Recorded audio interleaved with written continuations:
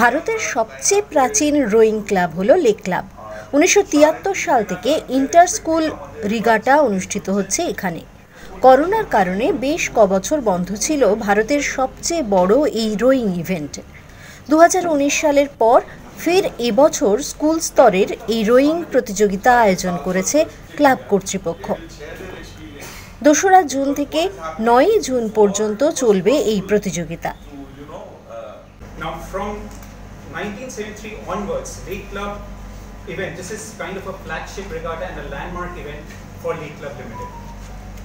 After 2019, after 4 years of corona and other pandemic reasons, we could not hold the regatta. Today we are having more than 20 schools participating in this, with more than 100 participants in this regatta. We have 30 schools participating. Okay, currently it's been confirmed, 30 schools has been confirmed. And more than 120. So around 150 we are expecting students would be participating in this regatta. We will have indoor championship as well as outdoor championship in this entire regatta. As Mr. Nahas said, we have stalwarts coming up from this regatta. We have these people. Not only these people, there are many others who have participated in this event before, and today they have been participating in national, state level championship. So this is one sports where you can basically scale up yourselves apart from any. I mean, this is one sport, like it is only in Bengal between these 3 clubs today, right?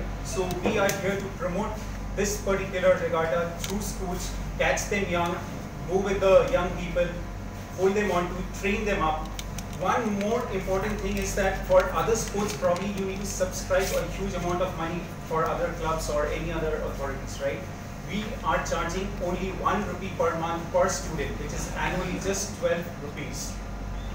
It is being subsidized by the expenses. Correct. And everything is being subsidized by the club.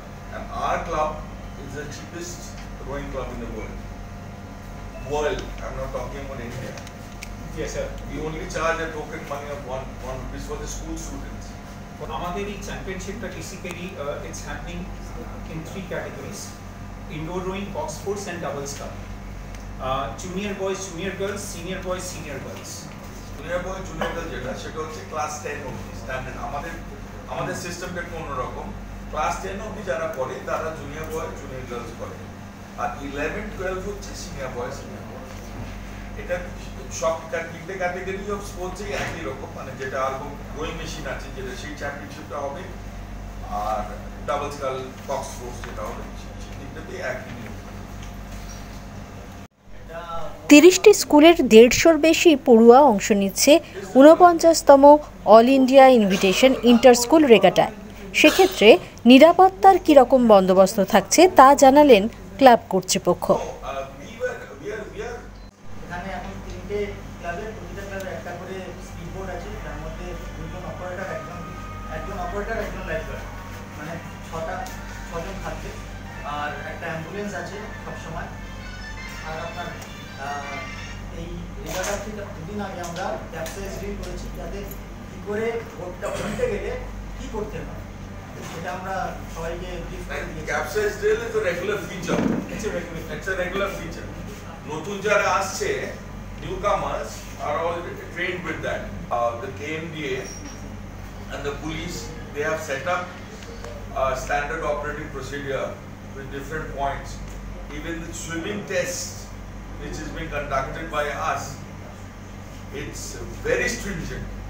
মানে normal swimming test যেরকম হয় সেরকম নয়, মানে তাদের তো 50 metre swimming করতে হচ্ছে, তারপরে স্ট্যান্ডিং করে হাত তুলে স্ট্যান্ডিং করে 1 মিনিট জলে মনে থাকতে হচ্ছে, মানে ইট ইজ অ্যাজ স্ট্রিঞ্জেন্ট। সেরকম সুইমার পাওয়াও খুব মুশকিল, কিন্তু আমাদের নিরুপায়, আমরা হচ্ছে ওর বাইরে, মানে রুলের বাইরে আমরা যেতে পারবো না। রিগাটার সাংবাদিক বৈঠকে ক্লাব কর্তৃপক্ষের পাশাপাশি উপস্থিত ছিলেন ক্লাবের ওয়ার্ল্ড এবং এশিয়ান চ্যাম্পিয়নশিপে পদকজয়ী খেলোয়াড় প্রতীক গুপ্ত, শ্বেতা ব্রহ্মচারী, ময়ূরাক্ষী মুখোপাধ্যায়।